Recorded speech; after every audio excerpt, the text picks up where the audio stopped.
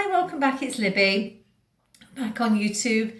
I've been away for a week. I went to do a yoga retreat in southern Spain, in Tarifa. So we were in the hills of Tarifa and it was in the national park. We had a lovely villa and we took I think it was 11 of us, plus myself and another teacher. So we did yoga twice a day, taught yoga twice a day. We had the most amazing chef that cooked for us, 5-star plus food. It was just absolutely beautiful.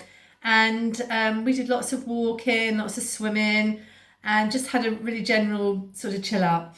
So I've come back and I'm sort of like trying to catch up with myself. It's been a bit crazy here with my business and so on. And I've rebooked the retreat for next year. So if anybody's interested in coming with me next October for a week in Tarifa, then just let me know, okay? So I will do another video about that maybe a bit later on. So I'm hopping on today to show you how to make some sauerkraut. We're coming up to winter and that's when we get a bit sick and things like that. We've had some beautiful weather. Now the weather's turned, it's getting colder here. So I'm just gonna show you how to make some sauerkraut. I had a couple of cabbages, which a client had given me, organic cabbages.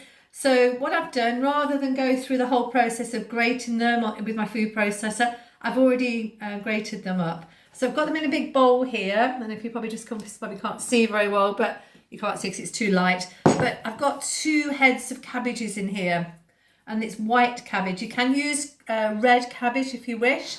And all we're going to do is we're just going to show you how to make it. We're going to use 1 cup of filtered water, and we're going to use a teaspoon of, this is sea salt. Okay, I use sea salt. Don't use the common table salt. 1 teaspoon of salt in here. I may just add a half a teaspoon because the recipe is for 1 head of cabbage. So I've made this before and I put too much salt in. So, but you need it as a preservative. Okay, so we've got the salt in here and we're just going to give it a little bit of a moving them around here just to try and dissolve the salt a little bit. It is in cold water, so it probably won't dissolve very well. It doesn't matter too much because it will go into the cabbage and you're going to blend it in. So I'm going to pour it in to the cabbage mix, okay? Just get the rest of the salt out. Okay, and then with clean hands, I'm going to go in here and I'm just going to literally mix it through, okay? A lot of people don't put the water in and they do it without the water and they just squish it through and you'll get water coming off the cabbage. This is an easier way, I find, and I've made this sauerkraut recipe for about a couple of years now. I had another recipe, didn't work quite so well, but this one tends to work really, really well. So you're gonna just give it a good mix. So you start to get the water coming out the cabbage. Okay, you don't need to mix it too long. Some people massage it for like 10 minutes or so because they've not put this water in, but I put this water in with the salt and you will get quite a lot of water off this, which you can sort of take off after a while, yeah? So what we're going to do is we've massaged that in here. Just need to clear my fingers a little bit because it's a bit messy. I'm just going to quickly wash my hands. So just give them a quick wash, get rid of the excess cabbage. So we've got in here 2 heads of cabbages, 1 teaspoon of salt and a cup of water, so filtered water. It's important it's filtered, you don't want to have the chlorine in it, okay? So I've massaged it a little bit, so it's now into a bit of a mush. So what I would do now is I'm not going to put it in a jar. Some people put it in like these sort of jars. This is my salt jar, but in those sort of jars. I'm not going to do that right now. What I'm going to do is I'm going to just take the camera down a fraction so you can sort of kind of see what I'm going to do.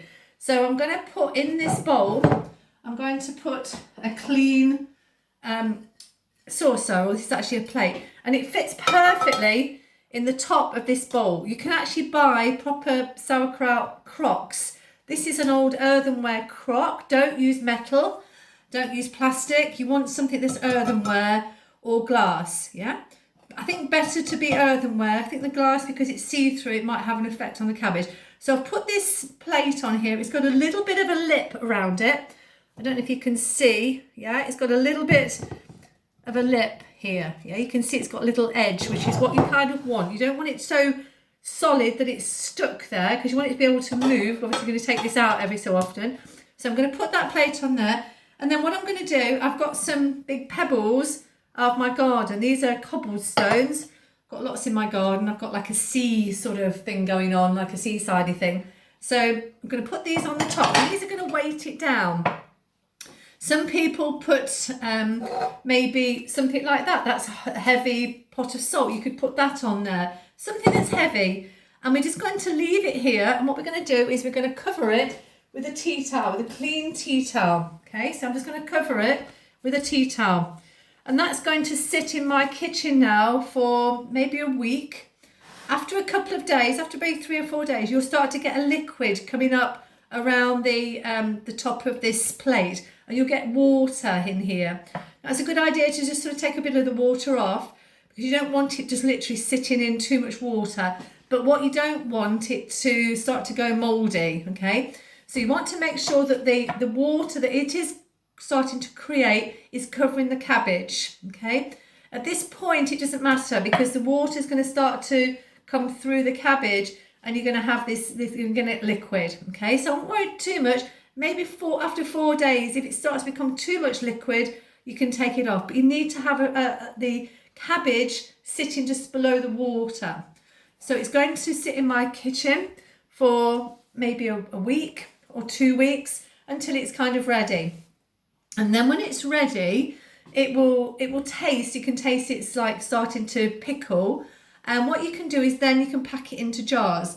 So then I keep showing you this jar, but this is the ideal sort of jar for sauerkraut, okay? It's got a lid and it's got a seal on it. This is not a kilner jar, this is a storage jar, but it's going to keep it sealed. So you want something that's going to seal it in, because once you've made with the sauerkraut, you can then store it in the fridge. And these jars, you can keep it in the fridge for a couple of months, 2 or 3 months, probably longer.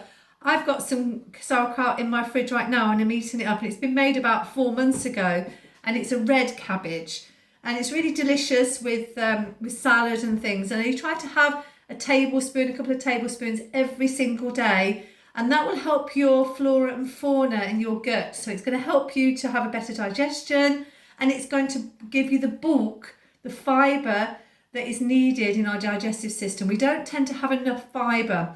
We need to have 30 grams of fibre a day to keep us healthy. So this is going to give you a lot of fibre. So I'm just going to run through it again. It's 2 heads of cabbages grated in, I did it in my food processor. You can do it by hand. 1 teaspoon of salt per head. So there was like 1, and the second head of cabbage was quite small, so I just put half a teaspoon in 1 cup of water. Yeah, mix it in. Get in your hands in a bit, and then you start to get the water coming out. Put the lid on the top, the saucer or a plate that will cover it almost completely. So you've got a little rim going around, and then you're going to weight it down. So remember to sort of put some weights on it, and that will start to bring the juices up. Let it start to get the juices coming up, and it will start to go on the top. You'll start to get a water sitting on the top. And what you want is it submerged in water, okay? Then you're going to cover it, and you're going to leave it for maybe 4 days, and you just have a quick look occasionally. If it's got too much water, it's too much, just take a little bit off, okay? At this point, don't start to use anything metal, okay? The metal will start to cause it to, it goes black, yeah? And the vinegar, it'll make like a reaction to the vinegar, and actually vinegar will eat into metal. So you don't want to use metal in any form of fermentation, either an earthenware bowl here or a glass bowl. Okay, keep everything nice and clean, tight tea towel. Leave this one side. I should just leave it, probably put it in my pantry. You don't need it too dark or anything like that, but just out of the way, because I don't want it really sitting on my tabletop here. I don't have an awful lot of space. So this will be ideal. So you're going to let it sort of settle for a couple of weeks, and then you'll put it into your jars, okay? You just put it in clean jars, make sure they're washed, sterilised. You can wash them in the dishwasher, they'll sterilise in the dishwasher. Put them in the oven for 120 degrees for about 20 minutes, and that will sterilise the jar. Please make sure when you sterilise the jar that you take off these little rubber seals, because they will react. They probably, I don't know, I've never left one on, so I don't know what it would do, but I wouldn't risk it, okay? It would probably ruin your kilner jar. And these jars are quite expensive, so you don't want to ruin them. You can buy the seals, so if your seal gets damaged, you can buy another seal. You want to pack it in your fridge then and keep it in the fridge, and then eat it out of the fridge. Don't leave it on the side. Don't put it in a cupboard. It needs to go in the fridge, and then you can eat it every day and just enjoy. It's a really lovely thing to make. So simple. It takes seconds to make. It really does, and it's worth it because you're going to really improve your digestive system. So thanks very much again for watching, and I'm going to head back now, and I'm going to make another recipe, and I'm going to make some apple cider vinegar. I was given some apples today. I've got 2, 4, 6, 8. I've got 9 apples one of my clients gave me, and I'm going to show you how to make homemade apple cider vinegar, which is so much nicer than the shop bought stuff. I've been drinking it for 2 or 3 weeks now. Really delicious. Okay then, thanks ever so much for watching, and I'll see you soon. Bye.